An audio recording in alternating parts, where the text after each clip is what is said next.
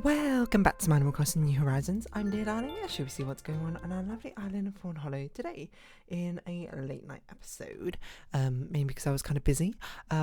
Because I was watching Les Miserables this evening, which I'll talk about it. I think tomorrow. I don't think I'm going to talk about it. This, I mean, you can see by the title. I'm probably not talking about it in this episode. It's something I need to digest, but it's basically something I enjoyed a lot. There are interesting things which subvert my expectations in it because I already have like preconceived notions of what Les Miserables was, and the songs were great, and I like musicals a lot. So good evening everyone. Right now in Fawnhallow, it's 11:56 p.m. on Wednesday, December 20th, 2023.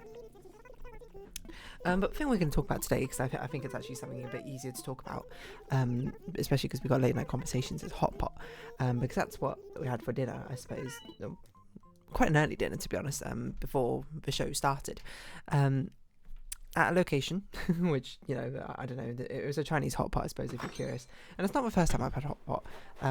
Obviously I've had I think it might have been one of the first times I've had hot pot in the UK. I think all the other times I've had hot pot were like in China or Japan, which is interesting to think about. Like I'm sure I probably have had it in the UK. I just can't remember the last time I've had it in the UK. If you don't know what a hot pot is, it's like a food cuisine, common in East Asia, I would say. Because I know obviously China's got it, Japan's got it, South Korea I also think have it. But I don't remember what their names is. One of them is shabu shabu, and I think that's the Korean one. Shabu shabu. No, it's a Japanese one. Never mind. I don't know what a Korean hot pot is called. What? It's also a slang for a drug. I had no idea. But it's basically, I mean, hot pot is like, it's kind of self-descriptive. It's a pot full of like hot liquid in it. Like at a very bare minimum is water, but I think more normally you would have like some sort of stock or some sort of soup in there simmering, and there's like a load of vegetables. It's basically a boiling pot of soup. I don't know the difference between a stew and a soup. I would say it's a soup. And then you cook things in it. You can cook meats is a very common thing, like thinly sliced meats, some vegetables as well, tofu, fish, etc., rice, noodles, all can go in there. And depending on the cuisine, you have more specific things. Like I think in South Korea, it's not uncommon for them to put like cheese in there as well, which I've never seen in Chinese hot pot. But that's basically just like an ongoing pot, but different to how you might have like a pot in the Western world, I suppose, to cook like a stew or something. The hot pot is like sits in the center of everyone like can drop the meats in and vegetables in at whatever point and then take them out. It's like a communal sort of hot pot you're sharing with the table. At least that's the most common way to have hot pot. I have had a hot pot restaurant. I think it was in China. I'm not entirely sure I remember correctly, where we were each given like our own individual hot pot to, I did not mean to put that on, to, cook our meats and vegetables in and then, eat ourselves. Perhaps if you ever had Korean barbecue, it's like a similar sort of like way of eating to that, except for instead of a barbecue, it's a hot pot of soup. And you might be like, how do you rate it compared to like East Asian dishes in general? That's an interesting question. I do like hot pot. I don't think it's like my favorite method of eating things. Like if you gave me the choice, would you prefer like a barbecue or would you prefer a hot pot? This is the East Asian versions. I would probably prefer a barbecue over a hot pot. I think hot pot is good, but I think hot pot is so variable depending on the soup you have and how much you jive with the soup. I don't know what jive like. Because sometimes you can have like really good hot pot, and it's all about the soup. It's all about soup / broth and the sauces, and to a certain extent also the quality of meat. But often, like I feel like a good soup / sauce can really carry even like bad meats or bad ingredients, I suppose, for a hot pot, or maybe like lesser quality ingredients. I think that goes with a lot of things, a lot of like soup-based dishes. Like I think that especially goes for ramen as well. Like the ramen noodles themselves, like obviously good ramen noodles is better than bad ramen noodles, but like a good dashi stock, like a good soup to go with the noodles, like feels so much more important to me personally than the other things, because I guess everything's coated in that flavor, right? You kind of want that to be, if you want like one thing to be the best it could possibly be, you want it to be the thing which is on every single taste, right? But Hotpot's interesting, and I think it's especially interesting, I suppose, with a Western perspective. Not that it's like a novel idea to cook your own food if you go to a restaurant. I mean, like, maybe you can like throw in like a boomer-esque joke there, being like, oh, why would I pay money to go and cook my own food? But really, it's more like you get control, I suppose, over how you want to cook foods. Like, do you want it more raw? Do you want it more well done? Like, how do you want to flavor it and season it, etc., etc. Like, when do you want it? So it's like, instead of because it's something, the meats which you cook in Hotpot cook so quickly, like with thinly sliced ones, they cook within probably like 30 seconds and they're probably ready to eat. The thing is, if you order it all at once, if you had like a chef cook it for you, they'd cook it all at once and then it would like go cold steadily. But now it's like, oh, now I want to eat it, it's alright, cook it for 30 seconds, now I can eat it fresh, super hot, like piping hot, I suppose. Freshly cooked, that sort of thing. And the same goes for like most other things. Although things like tofu probably cook a lot longer than the meat does. Or I don't know, unless you have like very thinly sliced tofu as well, which I've not seen in a Hotpot like restaurant. Yeah, Hotpot restaurant. I was just trying to think what you called it.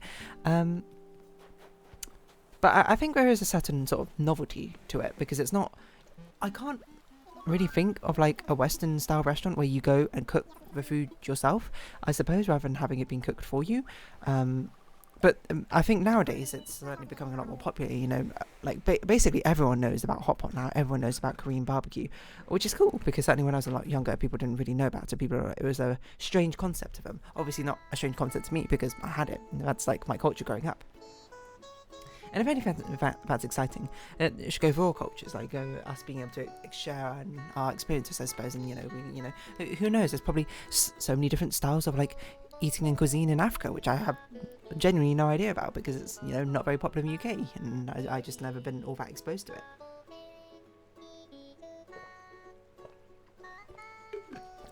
it. We can only, I suppose, be enriched by the sharing of cultures like this. Anyway, that's not the point. We're here to talk about Hotpot as well. So Hotpot, I'm pretty sure it originates in China, and I think it originates in a province called Sichuan, which is like the spice province, I suppose, of China is normally what it's called. So like, I don't remember the first time I've had Hotpot, to be perfectly honest, but I remember some of the earlier times I've had Hotpot when I was in China, especially when I was in a town called Chengdu in Chengdu. I don't know if it turns right on that, by the way. But it's in Sichuan as well, where known for spice. I think it was for my birthday, actually. I think I was celebrating my birthday, and it was with my mother and my grandparents, and we had like a super spicy hot pot. And I remember the servers going around being like, "Hey, here's some like sauce as well. Do you want it?" And it was like a super chili sauce, and I was like, I'll give it a try. And I tried it, and I was like, "This is delicious. This is amazing." That probably is the best hot pot I've ever had, like, to date. I don't know why. I don't know necessarily how expensive it was, but it was like really good hot pot. Like, the meat was like tender, the sauces were delicious. It's like, what more could you want? Some of these are going to be a bit difficult to do. We can do roost, we can do snowflake, and we can do chatting with villagers, maybe. But that sticks in my mind. But one we had today was. It's at a chain, it's a chain which is open in China, which I suppose now is starting to come to the UK. Maybe it's coming in other places as well. But I would say it's like a very standard hot pot sort of place. But a thing I do like how in East Asia is often you can, for like these sort of things, you can have tablets which you can like order your food on, and they'll just like bring it to you rather than having to like flag down a serving staff every single time. I talk about it like the sushi place we went to in Japan, like Uobe Sushi in Shibuya, which was a conveyor belt sushi, except for you just like touch on a touchpad what you want, and whoop, whoop, you just get it like shortly after. It's fantastically convenient, I would say. Yeah, this hot pot was pretty good. We had our basic stuff. We had like sliced beef, we had sliced lamb, which but if you're wondering what to get, you can't. Provided you're not vegetarian, mind you, or vegan, provided you eat meat, you can't go wrong with thinly sliced meat. But it's really easy to cook. Like, I think something that people are worried about is like, we're not going to cook it very well. Super easy to cook. You just put it in there. When it stops being pink, it'll probably take like 30 seconds to like properly cook. You just take it out, dip it in your sauce, and like immediately, boom, ready to go. It's like, so it's super, super simple. I think it's simpler than you might realize. If in doubt, cook it a bit longer. Like at worst, it will be slightly more overdone, I suppose. But you'd certainly want things like meat to be more done than less done, if anything. The nice thing with like vegetables and other things which are not like raw meat is if you're not sure if it's done or not, just eat it. And if you're like, I like this, then take them out and eat it like that. If you're like, I don't like this, then cook it for longer. That's a beautiful thing with not dying if you eat it raw. I mean, and I'm not saying you'll die if you eat raw meat. There's like what's it called, that like German dish where you just like eat like raw beef mince with like an egg cracked on top of it. I can't remember. Whatever it's called, that sort of thing. I was gonna input that there for a joke, but I honestly can't remember what it's called. But yeah, you can't go wrong with that. I think you can't go wrong with noodles, to be honest. And like, I don't think you go wrong with like fish balls or meatballs and whichever your favorite type of sort of meatball thing is. But like fish cakes, like these sort of things are very delicious. And you can't go wrong with tofu. I think tofu, you might not like tofu, but I think even if you are not vegetarian. Oh my word. Okay, we'll just keep on running. Tofu is... Oh, okay. Rest in peace, tarantula. Tofu is highly underappreciated because it's something, at least in East Asian, food cuisine, is something which goes... It's not like in the West, I feel like it has a reputation of being like, hey, this is like a vegetarian food. But in East Asian cuisine, a lot of times it's like, no, why would it be just like a vegetarian food? Tofu is delicious. Like one of a super popular dish in Sichuan is called mapo tofu, which is basically spicy, super spicy tofu, but with like beef mince in it. Of course, you can have it without the beef mince, to be fair. But I mean, you can just like cook meat with tofu. But anyway, the thing that makes tofu so great is tofu is like an absolute sponge for sauces. Like if you're having tofu and you like cook it in a hot pot, it's going to be just absolutely dripping with that sort of hot pot flavor. So provided you actually like the hot pot stock itself, it's a fantastic choice to go into a hot pot. I mean, I've got Wikipedia open, whatever like common ingredients are, but base stock is often made using water, salt, spices. True. Okay, meats and proteins can vary. Thinly sliced meats, fantastic. Whole or sliced fish, yeah. Prawns is fine, I think. I don't think prawns are like... I think it's probably because I don't care too much for prawns. Did I really have a coffee today? No, maybe I haven't. But I'm not like crazy about prawns or like seafood or in it. I think they are good. Fish balls, fantastic.